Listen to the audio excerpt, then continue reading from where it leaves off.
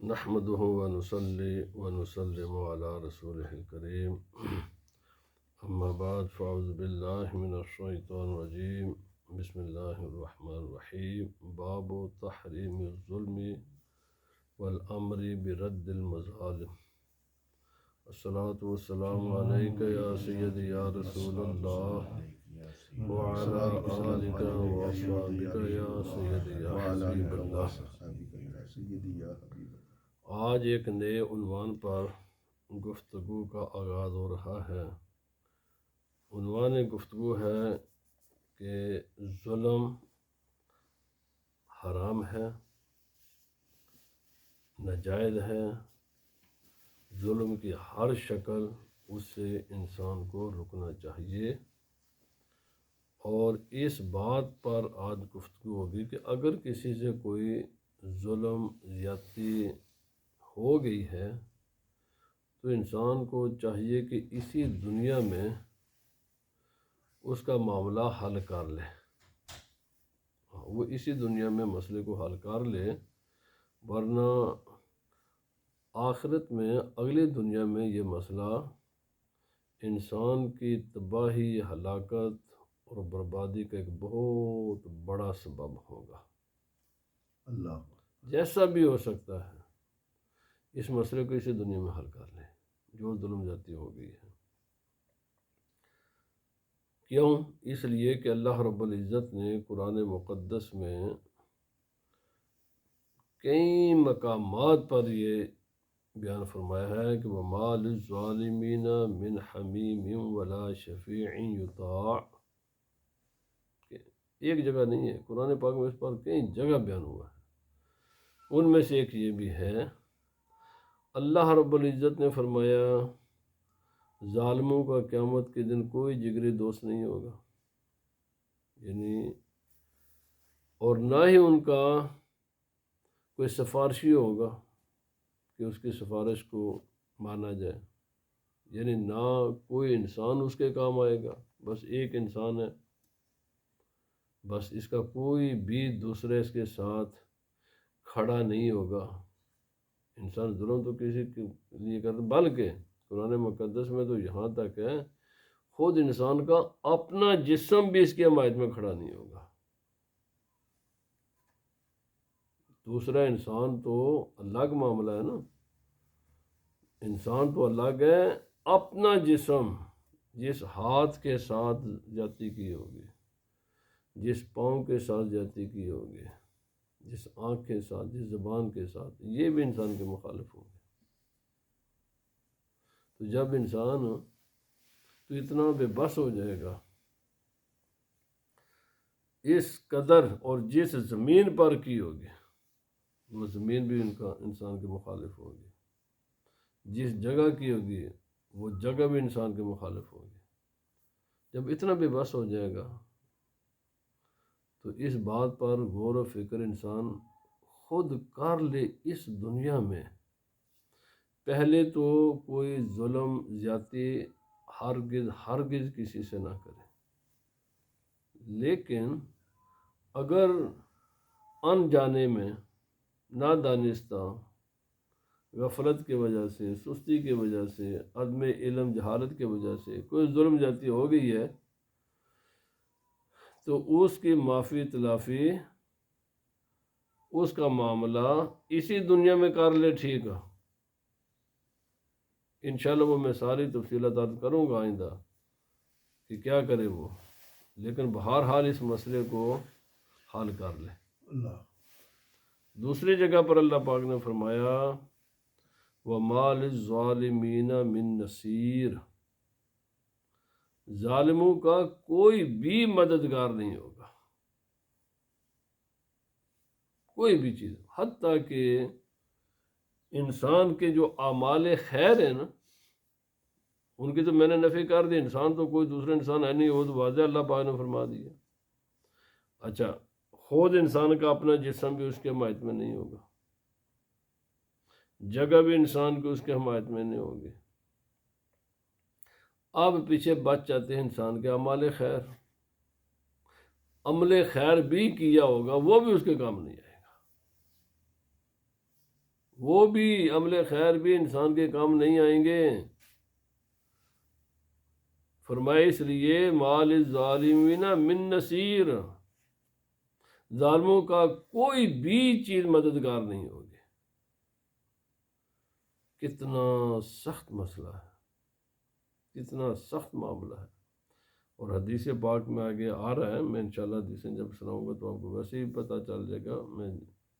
میں چاہتا ہوں کہ پہلے آپ حدیث سماعت فرمائیں، اور اس کے بعد جب یہ حدیث سن لیں گے تو میں اس موضوع پر تفصیلاً عرض کروں گا کہ ظلم کہتے کس کو ہے، تاکہ ہر آدمی پہلے یہ تو سمجھے کہ جو اتنا سخت مسئلہ ہے، اتنا شدید مسئلہ ہے کہ جس سے جان بچانے کی کوئی شکل ہی نہیں ہے کہ سوائے انسان کے جس نے ظلم کیا وہی اس مسئلے کو حل کر لے،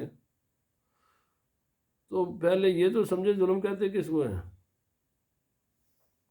پہلے حدیث ان جابر رضی اللہ تعالیٰ عنہ ان رسول اللہ صلی اللہ علیہ وسلم قال، حضرت جابر رضی اللہ تعالیٰ عنہ کہتے ہیں کہ رسول خدا صلی اللہ علیہ وسلم نے فرمایا اتقوا الظلم، ظلم سے بچو، فإن الظلم ظلمات یوم القیامہ، جو بھی ظلم کی قسم ہے یہ قیامت کے دن انسان کے لیے اندھیرا ثابت ہوگی۔ جتنا جتنا ظلم بڑھتا جائے گا اتنا ہی انسان کے لیے اندھیرا میں اضافہ ہوتا جائے گا۔ اندھیرا، ڈارک، یہ ڈارکنس ہے۔ وَاتَّقُوا الشُّحَّ فَإِنَّ الشُّحَّ أَهْلَكَ مَنْ كَانَ قَبْلَكُمْ، رسول خدا صلی اللہ علیہ وسلم نے دوسری جس چیز سے بچنے کی تاکید فرمائی ہے وہ ہے بخل، مال کی محبت، مال ہوتے ہوئے اپنی جائز حاجات کے لیے بھی خرچ نہ کرنا، اور جہاں جہاں اللہ سبحانہ و تعالی اور رسول اللہ صلی اللہ علیہ وسلم نے خرچنے کی تاکید فرمائی ہے وہاں بھی نہ خرچنا۔ اس پر بھی انشاءاللہ بات ہوگی۔ تو بخل، مال کی محبت اتنی غالب کر لینا کہ اس کو انسان خرچے ہی نہ، جمع کر کے رکھتا جائے، انبار لگا لے دولت کے لیکن خرچے نہ اس کو۔ رسول خدا صلی اللہ علیہ وسلم فرمایا پہلی امتیں بھی اسی وجہ سے ہلاک ہوئی ہیں، میری امت بھی اسی وجہ سے ہلاک ہوئی ہے۔ آج جس کے لیے پوری حکومتی مشنری اور پورا ٹیلی ویژن چینل، اخبارات اور سارے صبح سے لے کر شام تک اور شام سے لے کر صبح تک اور تعلیمی اداروں میں ایک ہی خبر سوار ہے، دولت جمع کرنی۔ وہ کیا کرو گے؟ دولت تو جمع کی جاتی ہے اس مال کے لیے، اب اس کو اتنا تم جمع کر کے جو استعمال ہی نہ ہو سکے کرو گے کیا؟ ایک خبط ہے۔ امام غزالی نے فرمایا یہ وہم ہے جو انسان، شیطان اس کے دماغ میں یہ چیز ڈال دیتا ہے اور انسان کو ایسا خدا سے غافل کرتا ہے، شیطان اس وجہ سے ایسا غافل کرتا ہے کہ انسان اللہ رب العزت کو، اپنے مبدا و معاد کو، اپنے جہاں اس نے جانا ویسے انسان بھول جاتا ہے اس چکر میں، اور اسی سے پھر حسد پیدا ہوتا ہے، اسی سے تکبر پیدا ہوتا ہے، اسی سے بے شمار برائیاں، لالچی، خود غرضیاں، یہ ساری چیزیں ان سے پیدا ہوتی ہیں۔ نبی پاک صلی اللہ علیہ وسلم فرمایا حملہم علی سفک دماءہم، یہ جو مال ہے، مال کی محبت، اس کا رزلٹ کیا نکلتا ہے؟ جب انسان کے پاس جتنا مال آتا جاتا ہے، انسان اس کو خرچتا نہیں ہے، انسان اس کو جمع کرتا ہے، نتیجہ یہ ہوتا ہے کہ انسان کا دل پتھر بن جاتا ہے۔ میں نے کئی بار پہلے عرض کیا، ترتیب کیا ہے یاد رکھیں۔ آپ کوئی بھی کسی بھی گمراہ انسان کی تاریخ پڑھ کر دیکھ لیں، جب وہ غریب ہوگا خدا کو یاد کرے گا، عقیدے کا، ایمان کا پکا ہوگا، سنی ہوگا، جیسے انسان کے پاس اگر اللہ کی مدد اس کو شامل نہ ہو، اگر خدا تعالیٰ کے نصرت شامل ہو، جیسے ہی اس کے پاس چند پیسے آنا شروع ہو جائیں گے، تھوڑا سا عہدہ ملے گا، پہلا وہ اپنے ماں باپ کو حقیر سمجھنا شروع کرتا ہے، اپنے برادری والوں کو حقیر سمجھنا شروع کرتا ہے، جس مسجد میں وہ نماز پڑھتا تھا ان کو حقیر سمجھنا شروع کر دیتا ہے۔ یہ پہلا سٹیپ ہوتا ہے دولت کا۔ پھر ان کے ساتھ بیٹھنا، ان کے ساتھ رشتہ داریاں کرنا، ان کے ساتھ غمی خوشی میں شریک ہونا، وہ سمجھے یہ میری شان کے لائق نہیں ہے، یہ حقیر لوگ ہیں، میں ذرا ان سے بڑا ہوں، میں ذرا اعلیٰ ہوں کیونکہ میرے پاس دولت زیادہ ہے یا علم زیادہ ہے یا میرے پاس کوئی مرتبہ شان زیادہ ہے۔ اس سے انسان میں انکار کی پھر طاقت پیدا ہوتی ہے۔ جو بھی کوئی کسی کو بھائی یار اپنے باپ کا ختم دلا دے، نہیں جی تم کون ہو، یار فلانی چاچی ماسی ہے اس کا کوئی خیال رکھ، جی نہیں۔ اس سے پیدا ہوتا ہے انکار میں کہ جب انسان کو عادت پیدا ہوتی ہے نا تو آہستہ پہلے ماں باپ کی باتوں کا انکار کرتا ہے، بہن بھائیوں کی باتیں بری لگتی ہیں، برادری کی باتیں بری لگتی ہیں، پھر اپنے امام کی مسجد کی باتیں بری لگتی ہیں۔ اچھا جب یہ سارے برے لگنے شروع ہو جاتے ہیں تو جائے کہاں؟ پھر اگلا قدم ہوتا ہے کسی گمراہ فرقے کا، کو سنگت تو چاہیے، پھر وہ یا کسی نہ کسی گمراہ فرقے کا، بے شمار گمراہ فرقے ادھر رجوع کرتا ہے۔ اچھا سمجھتا ہے کہ ادھر تک کہ ہوتا ہے شاید یہ نہریں بگدیاں نا، اور لیکن چونکہ ان سے وہ دور ہو جاتا ہے نا، حالانکہ ہے وہ وہاں بھی یہی سلسلہ ہوتا ہے، کچھ عرصے کے بعد وہاں بھی ان کے قہر پورا ہو جاتا ہے، لیکن ان سے دور ہو جاتا ہے آہستہ۔ پھر جب وہاں سے بھی اس کو وہ پذیر ہے جس عزت کے لیے وہ جاتا ہے نا دوسروں کی طرف، وہاں سے بھی وہ عزتیں اس کو ملتی نہیں ہیں، پھر وہ کسی اور کی تلاش میں نکلتا ہے۔ آہستہ آہستہ آہستہ یہ انسان کفر کی طرف جاتا ہے، اور اس انسان کو کفر کی طرف لے جانے والی کون چیز ہے؟ دولت۔ پہلی اینٹ دولت ہوتی ہے، شہرت ہوتی ہے، مرتبہ ہوتا ہے۔ یہ چیزیں جو انسان کو اگر خدا تعالیٰ کی مدد نہ ہو، میں نے یہ پہلے شرط لگائی ہے، یہ ساری چیزیں اتنی بری نہیں ہے بذات خود۔ ہاں علم ہے تو خدا کی راہ میں خرچو، اس کو انسانیت کے فلاح کے لیے استعمال کرو، دولت ہے تو اس کو خرچو، کوئی بھی مرتبہ ہے اس کو دوسروں کے نفع کے لیے اس کو استعمال کرو، پھر اللہ تعالیٰ کی مدد بھی آتی ہے۔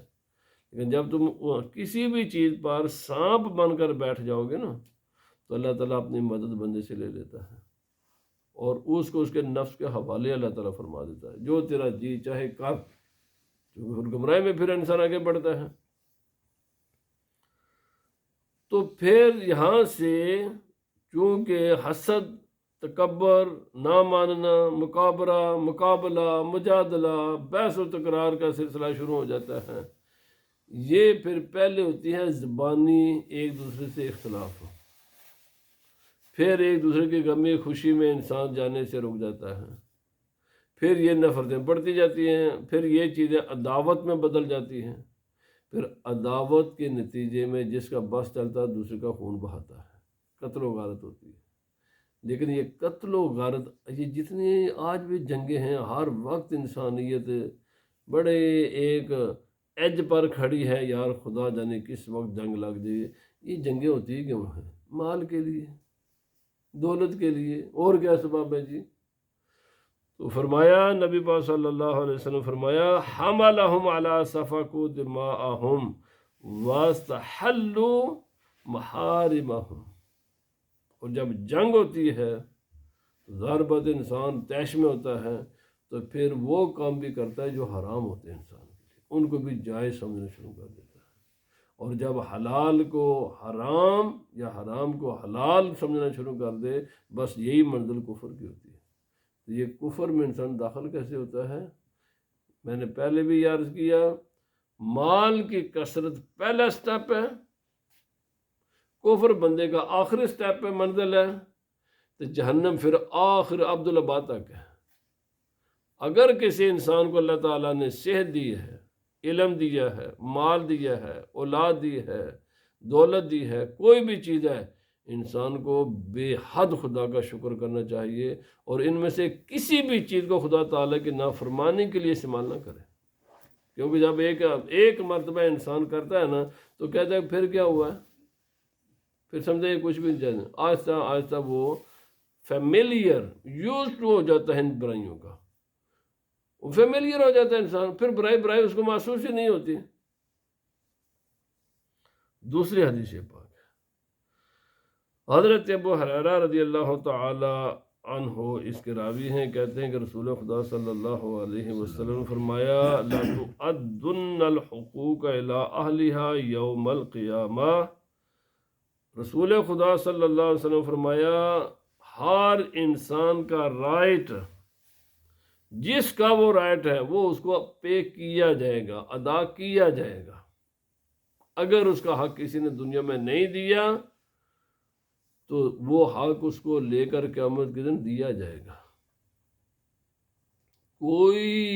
کیوں؟ ہر حق والے کو اللہ تعالیٰ نے حق دیا ہوا ہے، کوئی کائنات میں ایسی چیز نہیں ہے کہ جس کا اللہ تعالیٰ نے کوئی حق نہ دیا ہو، ہر چیز کا ایک حق ہے، ہر چیز کا ایک حق ہے، اور وہ حق اس کو دینا ضروری ہے۔ خدا کے بھی حقوق ہیں، خدا کی مخلوق کے بھی حقوق ہیں۔ جس بندے نے خدا کے حق ادا نہ کیے اس کی بھی بات پرس ہو گئے، اور جس بندے نے بندوں کے حق ادا نہ کیے اس کی بھی بات پرس ہو گئے، اور یہ کوئی انسان نہیں بچ سکتا جب تک کہ حق اس کو واپس نہ دلایا جائے جس کا وہ حق ہے۔ دنیا میں اگر نہ ہو تو قیامت کو ضرور ملے گا اس کا حق۔ حتیٰ یقاد للشاة الجلحاء من الشاة القرناء، مسلم شریف کے حدیث پاک ہے، یہاں تک بھی انسان جن تو یہ مکلف ہیں ہی نا شریعت کے، بکری، بھیڑ، جانور، ایک وہ جانور ہے جس کے سر پر سینگ ہیں، سینگ میں ظاہر بات ہے یہ طاقت اس کی زیادہ ہوگی اس کی نسبت سے جو بے سینگ ہے، جو سینگ لیس ہے، جس کا سینگ نہیں ہے جس کے سر پر، جب ان دونوں میں فائٹ ہوگی تو ظاہر بات ہے اس کے پاس سینگ ہے، تو وہ تو غالب آئے گا نا بے سینگ پر، جاتی ہوگی۔ فرمایا دو جانور، دو بکریاں لڑی آپس میں، حالانکہ وہ مکلف نہیں ہیں کیونکہ ان کے پاس عقل نہیں ہے، لیکن خدا نے حق دونوں کا رکھا ہوا ہے۔ سینگ کو اس لیے اللہ نے دیے کہ ان سینگوں کو کسی پر ظلم کرنے کے لیے استعمال کیا جائے، اپنے دفاع کے لیے۔ فرمایا اگر کسی سینگ والی بکری نے بے سینگ والی کو مارا اور وہ چونکہ بے سینگ تھی وہ بدلہ لے نہیں سکی، فرمایا اگر دنیا میں بدلہ نہیں میں لے سکی تو فکر کی بات نہیں ہے، قیامت کے دن خدا تعالیٰ بکری سے بھی بدلہ لے گا۔ جو آج اس کے سر پر سینگ ہیں یہ سینگ اس کو دیے جائیں گے اور اس کو بے سینگ کیا جائے گا، اور فرمایا جائے گا جتنا اس نے تیرے ساتھ زیادتی کی تو بھی اتنی زیادتی آج اس کے ساتھ کر۔ جب جانوروں سے بھی بدلہ ہوگا، حالانکہ جانوروں کے پاس عقل و شعور نہیں ہے، تمیز نہیں ہے ان کے پاس، ان کے لیے کوئی شرعی قوانین نہیں ہے، وہ مکلف نہیں ہے، تو جو انسان ہے جس کو خدا تعالیٰ نے عقل کی دولت عطا کی ہے، پھر اس کے لیے شریعت آئی ہے، کتابیں موجود ہیں، علماء موجود ہیں، دروس موجود ہیں، ہر چیز بیان ہو رہی ہے، پھر بھی انسان جو ظلم و زیادتی کرتا ہے کہ وہ بچ جائے گا؟ جب جانور نہیں بچ سکتے تو انسان کو کیسے بچے گا وہ؟ حضرت عبداللہ بن عمر رضی اللہ تعالیٰ عنہما کہتے ہیں کہ کننا نتحدث عن حجۃ الوداع والنبی صلی اللہ علیہ وسلم بین اظہارنا ولا ندری ما حجۃ الوداع، اس کو حجۃ الوداع بھی کہتے ہیں، حجۃ الوداع بھی، حتی حمد اللہ رسول اللہ صلی اللہ علیہ وسلم وَأَثْنَى عَلَيْهِ ثُمَّ ذَكَرَ الْمَسِيحَ الدَّجَّالَ فَأَطْنَبَ فِي ذِكْرِهِ وَقَالَ رسول اللہ صلی اللہ علیہ وسلم حضرت عبداللہ بن عمر فرماتے ہیں کہ ہم حجۃ الوداع کے بارے میں بات کرتے تھے جبکہ رسول صلی اللہ علیہ وسلم ہم میں موجود تھے، لیکن ہمیں پتہ نہیں تھا کہ حجۃ الوداع کہتے کس کو ہے۔ یہ تو سرکار کے وصال کے بعد پتہ چلا نا کہ حجۃ الوداع کیا ہے، کہ نبی وسلم کا آخری حج ہے۔ تو چونکہ اس وقت نبی پاک صلی اللہ علیہ آپ ہمیں موجود تھے، ہمیں کہتا ہے کیسے چلتا ہے کہ حجۃ الوداع یہی ہے جو نبی وسلم اس کے جو آپ کے حج ادا کرنے کے بعد 81 روز بعد نبی پاک صلی اللہ علیہ وسلم کا وصال ہو گیا۔ لیکن یہ حجۃ الوداع کا لفظ یہ معروف تھا۔ اس دوران میں ہم پوچھتے یہ حجۃ الوداع کیا چیز ہے، یہ تو سرکار کے وصال کے بعد ہمیں پتہ لگا یہ ہے حجۃ الوداع، لیکن آپ سرکار کے موجودگی میں یہ بات کرتے تھے کہ حجۃ الوداع کیا چیز ہے۔ رسول اللہ صلی اللہ علیہ وسلم ممبر پر تشریف لے گئے، آپ نے یہاں پر حمد و ثناء خدا تعالیٰ کی اور اس کے بعد دجال کا ذکر فرمایا اور تفصیل کے ساتھ ذکر کیا دجال کا، اور فرمایا ما بعث اللہ من نبی، فرمایا الا انذرہ امتہ، کوئی بھی اللہ رب العزت نے پیغمبر نہیں بھیجا مگر ہر پیغمبر نے دجال سے اپنی قوم کو آگاہ کیا اور ڈرایا، ہر نبی نے۔ انذرہ نوح والنبیون من بعدہ، حضرت نوح علیہ السلام نے بھی دجال سے اپنی قوم کو ڈرایا کہ اس کے فتنے سے بچنا، اور حضرت نوح علیہ السلام کے بعد جو انبیاء اکرام آئے انہوں نے بھی اپنی اپنی امتوں کو ڈرایا کہ اس کے فتنے سے بچنا بہت بڑا فتنہ ہوگا۔ یقین کہ میں حضرات بھی دیکھ رہا تھا، یعنی اگر نوح علیہ السلام حضرت ابراہیم علیہ السلام کے زمانے میں تو ظاہر بات ہے اس سے کئی گنا فتنے بڑھ گئے ہیں، اور اس قدر فتنے نبی نے فرمایا جیسے جیسے قیامت قریب آتی جائے گی نا، فتنوں کا ظہور بھی ایسے ہی زیادہ ہوگا، حتیٰ کہ جیسے موسلا دھار بارش برستی ہے، ایک قطرہ آتا ہے تو ساتھ ہی دوسرا قطرہ آ جاتا ہے، فرمایا فتنے ایسے اتریں گے جیسے موسلا دھار بارش ہوتی ہے۔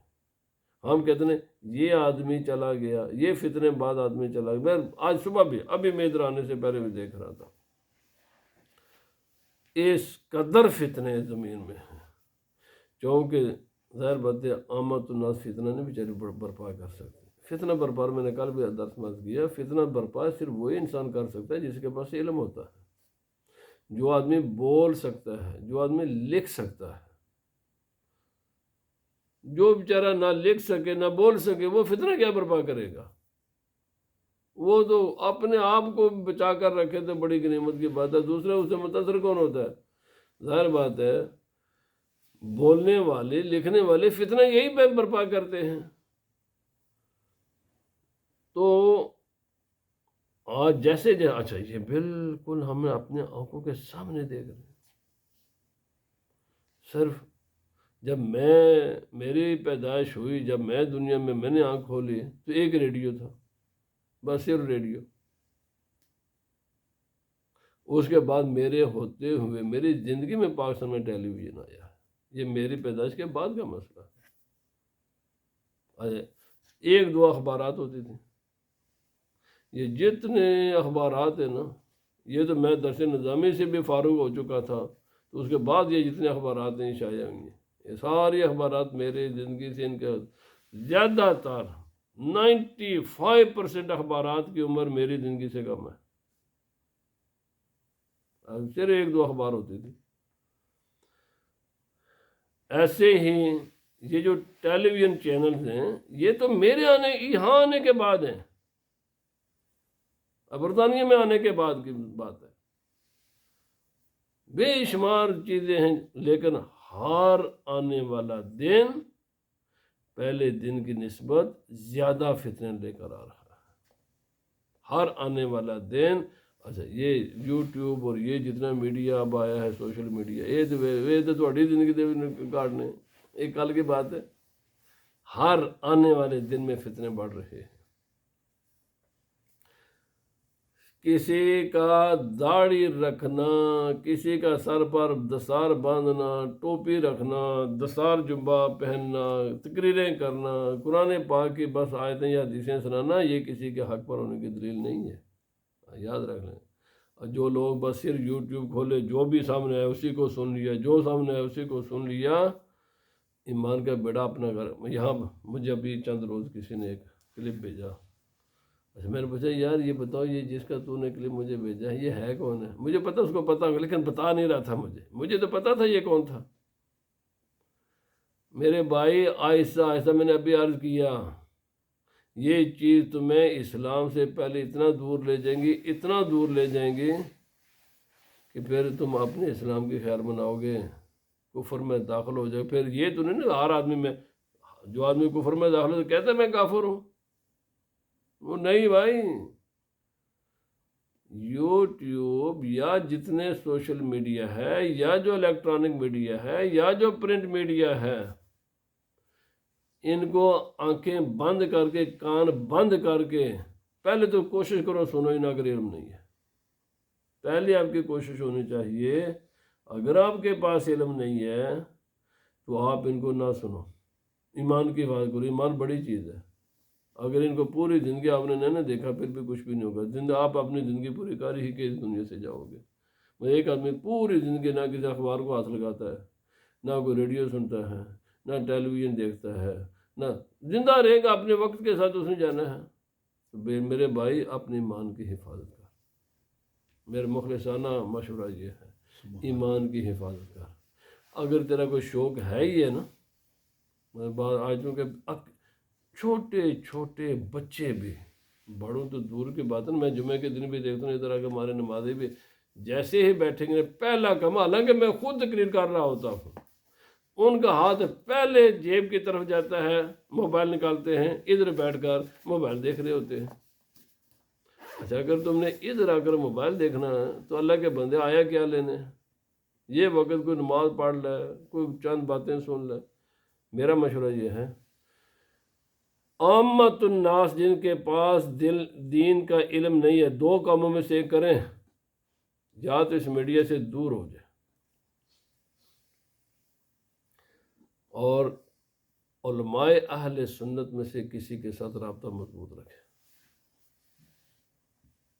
کسی نہ کسی اہل سنت و جماعت کی مسجد میں، ان کے دروس میں ان کے پاس ضرور بیٹھے اگر ایمان میں چاہتا ہے۔ اگر تم شوق ہے تو ان تمام سوشل میڈیا میں اہل حق کے بیانات بھی موجود ہیں۔ کوئی ابھی بھی میں بھی روزانہ یوٹیوب پر یہ چڑھ دیتا ہوں، یہ اس لیے کہ تاکہ میدان خالی نہ رہے، یہ اسی لیے میرا کوئی شوق نہیں ہے مشہور ہونے کا یا کوئی بیان، مدعا اس لیے کہ قیامت کے دن خدا جواب دے گا۔ اس قدر فتنہ برپا تھا، جن کو جو فتن میں مبتلا ہو رہے تھے ان کو بچانے تمہاری ذمہ داری تھی، اسی لیے میں کلیئر بالکل ٹو دی پوائنٹ بات کرنے کی کوشش کر رہا ہوں، تاکہ قیامت کے دن کوئی بھی آدمی، اور ہر بات حوالہ کرتا ہوں، کوئی بھی بات میں نے آج تک بغیر حوالے کے نہیں کرتا، اگر کوئی کرتا بھی ہوں تو اس کو وہ ایسا کوئی نقصان دہ نہیں ہوتی بات، لیکن وہ بھی میں نے پڑھی ضرور ہوتی ہے۔ آپ اپنے عالم سے رابطہ کریں اور پوچھیں کہ ہم اس میڈیا کو استعمال کرنا چاہتے ہیں، کن کن علماء کی تقریریں سنیں۔ مجھے ابھی 2-3 دن پہلے یہاں پہ نماز کہنے کو میں نے ان کو بتایا فلاں عالم دین جو سنی عالم ہیں، اچھی گفتگو کرتے ہیں، ضرورت کے مطابق کرتے ہیں، اور اتنا مواد سوشل میڈیا پر یوٹیوب پر موجود ہے کہ آپ ساری زندگی بھی سنتے رہو گے تو ختم نہیں ہوگا، تو بس ان کو سنو نا۔ جب آپ کا گھر وہ پورا ہو جائے گا، 2-4 علماء حق آپ کا ساری چیزوں کو پورا کر دیں گے تو پھر دائیں بائیں دیکھنے کی ضرورت کیا ہے؟ ضرورت کیا ہے؟ تم ریسرچر نہ بنو، یہ کوشش نہ کرو ہم جی بات کہتے ہیں ہم ریسرچ کرو، اللہ کے بندے ریسرچ بننے کے لیے پھر تمہیں 25 30 40 سال خرچ کرنے پڑیں گے، یہ صرف علماء کو اجازت ہے۔ یہ تو ہوئے نا گمراہ۔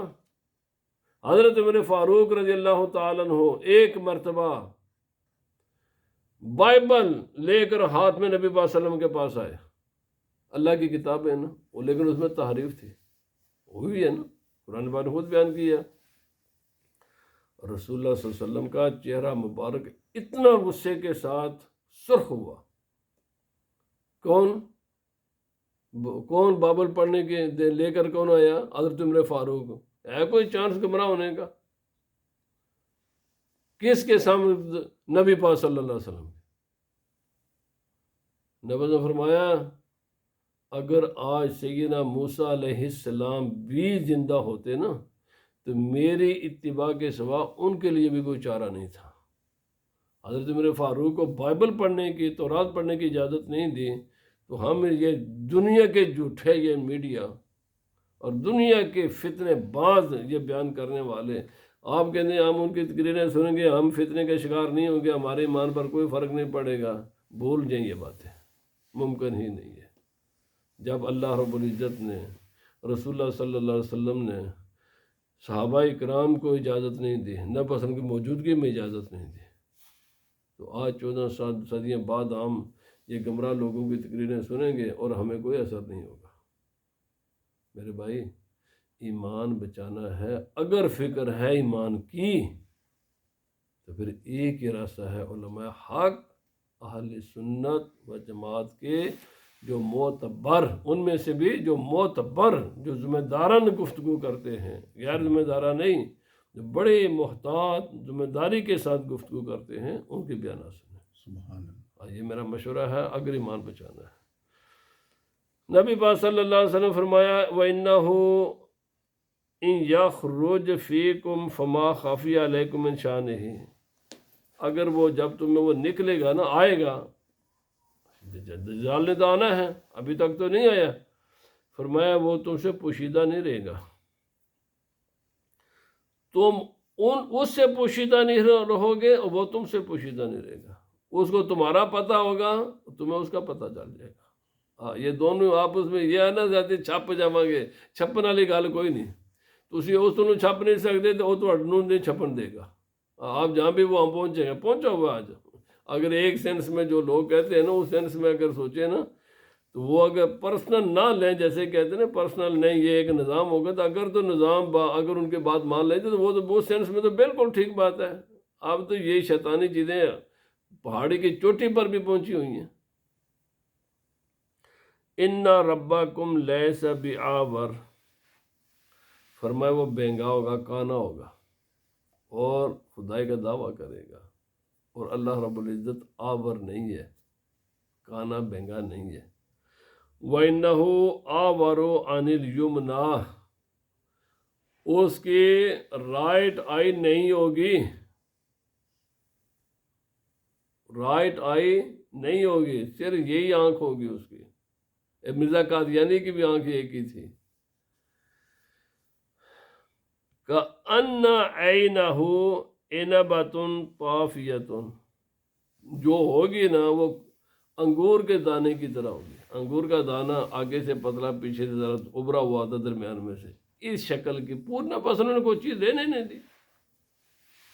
آپ بھی دیکھنا بڑے بڑے پروگرام آپ کو نظر آئیں گے دجال پر، الا ان اللہ حرم علیکم دماءکم واموالکم کا حرمت یومکم ھذا، نبی پاک صلی اللہ علیہ وسلم نے فرمایا غلامو سن لو،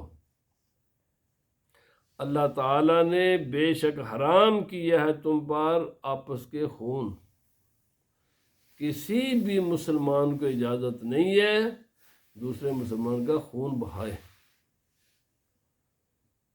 اس کو فزیکل تکلیف دے،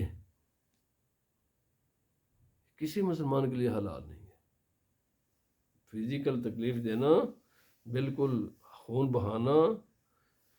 کتنے قتل و غارت مسلمان کا خون بہاتا ہے، کتنا کر رہا ہے، بلکہ اگر ویسے تو یہ بات مجھے مبالغہ لگتی ہے کہ کفار نے مسلمانوں کو اتنا خون نہیں بہایا جتنا مسلمانوں نے آپس میں ایک دوسرے کا بہایا.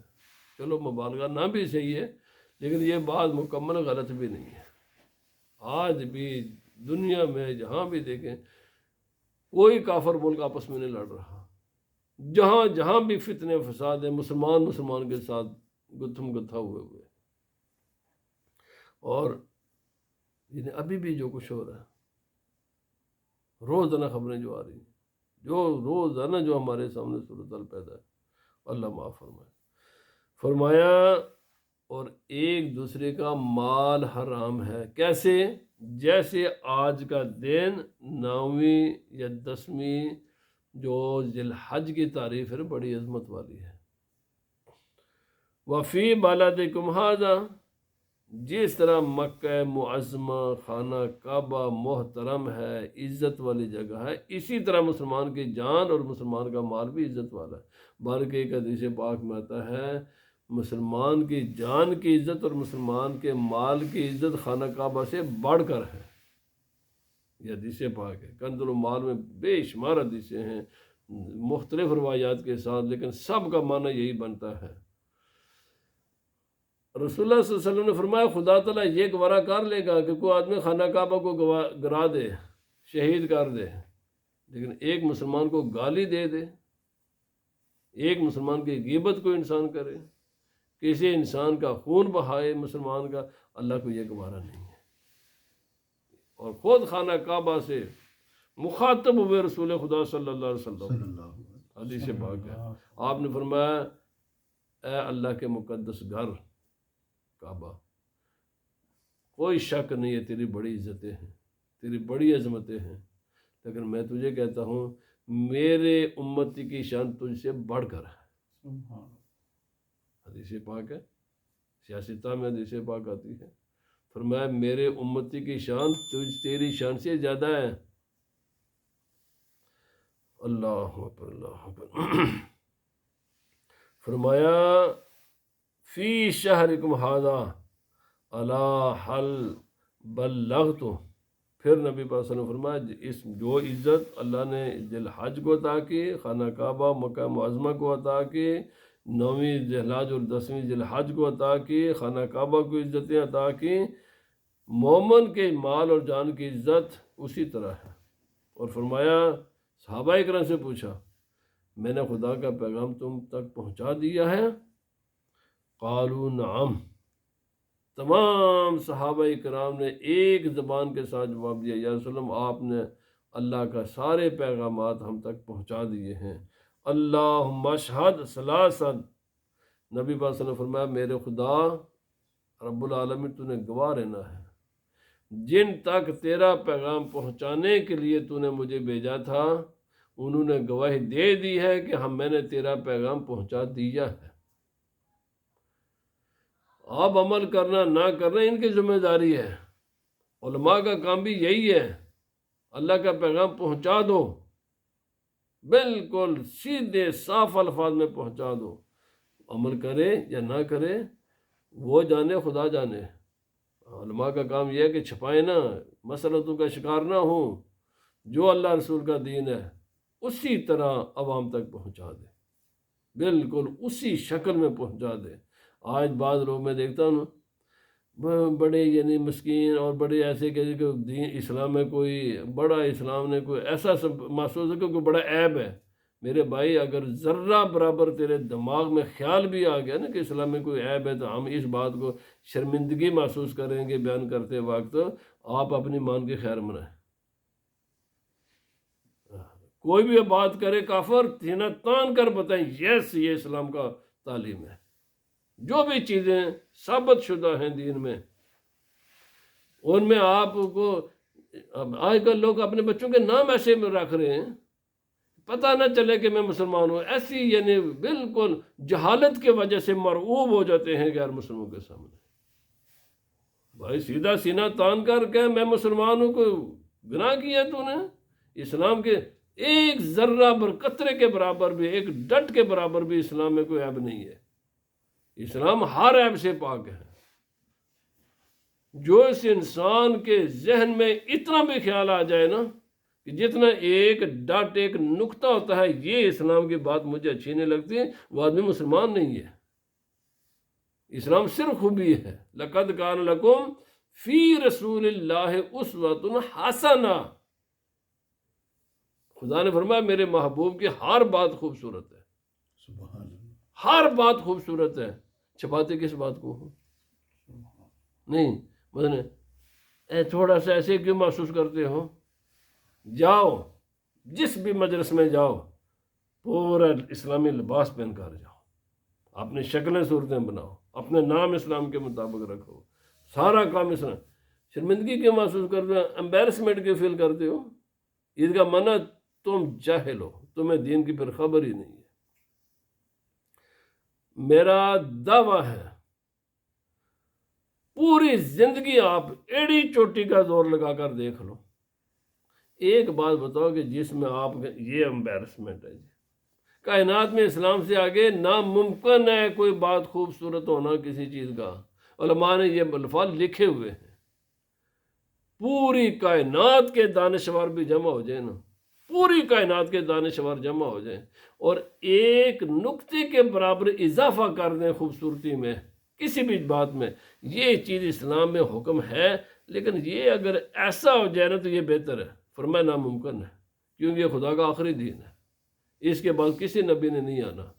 اللہ پاک نے الیوم اکملت لکم دینکم واتممت علیکم نعمتی ورضیت لکم الاسلام دینا، خدا نے مکمل کیا ہوا ہے، اس میں ایک نقطے کی بھی گنجائش نہیں ہے۔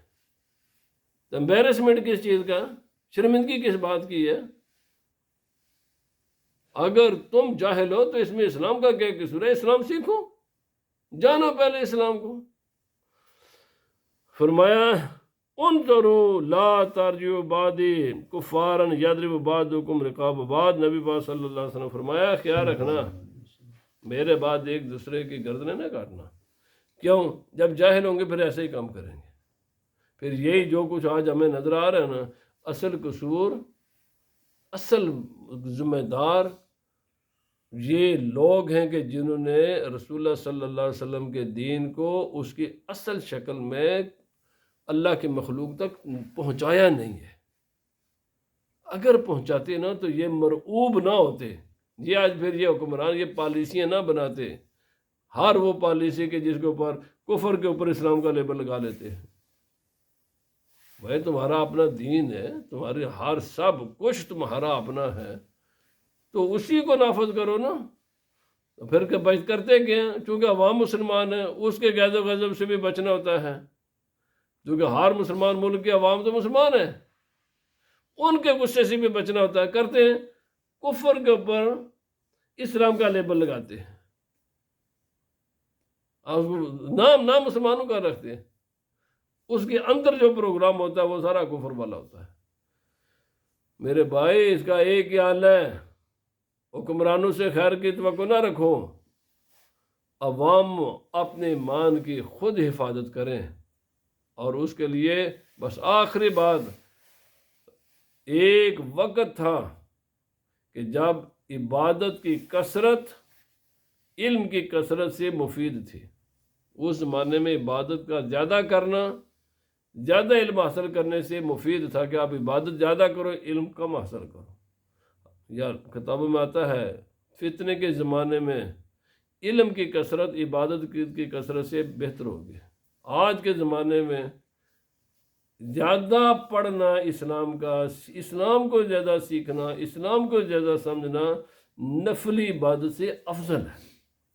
کیوں؟ فتنے کا زمانہ ہے، آپ علم کے بغیر بچ ہی نہیں سکتے، اور صرف علم بھی کافی نہیں، میں نے کل عرض کیا اس کے ساتھ اللہ کا فضل بھی چاہیے، اکیلا علم بھی کافی نہیں ہے، اللہ تعالیٰ سے اس کا فضل بھی چاہیے۔ ہر وقت اللہ تعالیٰ سے دعا مانگے، یا اللہ پاک اگر ہمیں علم دیا ہے تو ہمیں راہ حق پر اپنے فضل سے قائم بھی رکھنا، اللہ پاک ہمیں اس پر قائم و دائم فرمائے حق پر۔ اور یہ سوائے اللہ کی توفیق، اس کی مدد، اس کے فضل کے سوا ہدایت انسان کو نصیب نہیں ہوتی۔ اللہ پاک ہمیں اپنے فضل سے، اپنے کرم سے رسول خدا صلی اللہ علیہ وسلم کے دین پر قائم دائم رکھے اور آخری دم تک قائم رکھے، اور اسی پر اللہ تعالی ہمارا خاتمہ فرمائے۔ وما علینا الا البلاغ۔